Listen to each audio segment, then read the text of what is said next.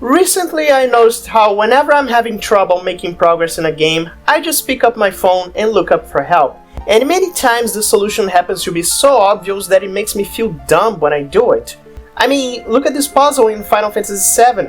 I was having trouble solving it when all I had to do was jump.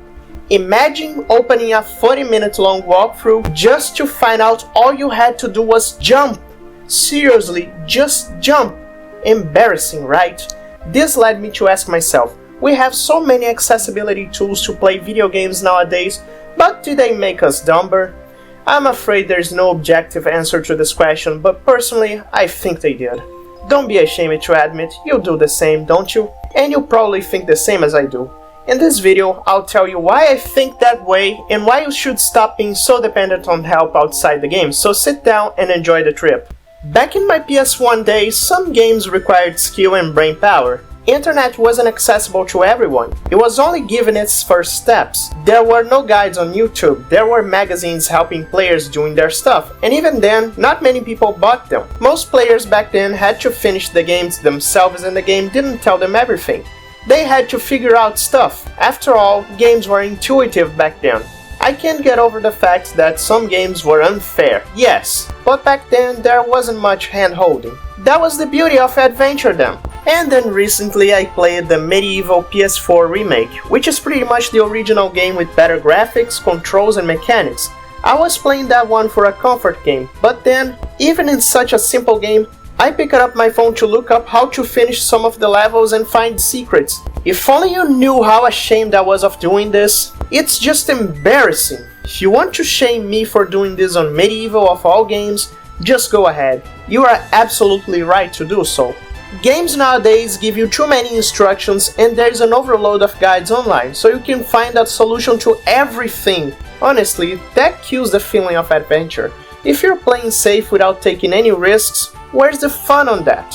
Have you ever asked yourself what the meaning of adventure is? I'll explain to you in an easy way.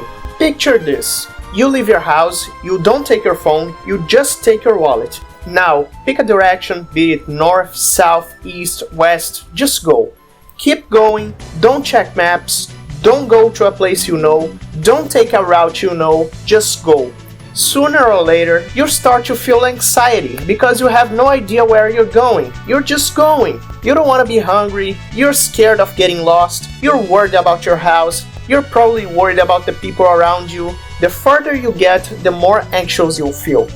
That is the feeling of adventure. The same feeling Christopher Columbus felt when he discovered America. The same feeling Charles Lindbergh felt when he flew all the way from New York to Paris in 1927. Now, if you leave your house with your phone in hands, picking a route you know, checking your GPS constantly, and know exactly where you're going, you'll feel safe. There is little to no risk involved. It's not an adventure, it's a safe trip.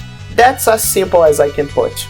Most games nowadays don't have that. In fact, there's too much info in some of them, which a lot of players ignore, and in some cases, rightfully so.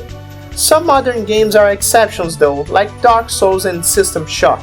I did complain about Dark Souls players telling you to get good before, but you know what? In a way they're right. Dark Souls isn't a comfort game, it's a challenge, it's a unique experience. Dark Souls players tell you to not look up, just play it yourself, because looking up will ruin your experience. They're right about that. You can't really grow from taking previous warnings. You have to experience everything to properly enjoy a Souls-like game. Same thing happened to me when I was playing System Shock. That game is completely anti-hand-holding. You can only proceed in that game if you use your brain and play alone. That game has RNG passwords, you have to save every time manually, puzzles change every time you go back to them, and there's no pointers on the map, if you decide to play on normal difficulty of course. I had to put my bird brain to use in that game and admittedly, I had a hard time with some of the puzzles and locations, which made some of my friends watching me kinda angry. But it was worth it. I haven't felt this experience in a long time. Having to take notes of everything like Elden Ring players do, and having to find my way out by myself. These games managed to keep the experience risky, dangerous, and most importantly, feel like an adventure. All of this made me ask myself multiple times, is Final Fantasy IV really that hard?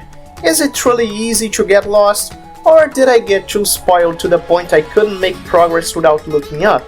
I mean, my friend did tell me about the dungeon where every metal gets too heavy and you can't move. She told me all I had to do was unequip every piece of armor and weapon. After she told me that, once again I felt stupid. All in all, I think games nowadays hold your hand too much, which is embarrassing when developers do that. I mean, even indie developers. Like, there's this new NES game called Go Grind Night of the Necromancer. The game has a tutorial, and the game's controls are just jump, double jump, and shoot. The character moves automatically. Was this really necessary? You know, maybe I was spoiled way too much by modern games, to the point I think Metal Gear Rising, Ultra Kill, and Resident Evil 4 are hard games when they're actually just a standard. Anyway, that's all I wanted to talk about. I'll catch you later then.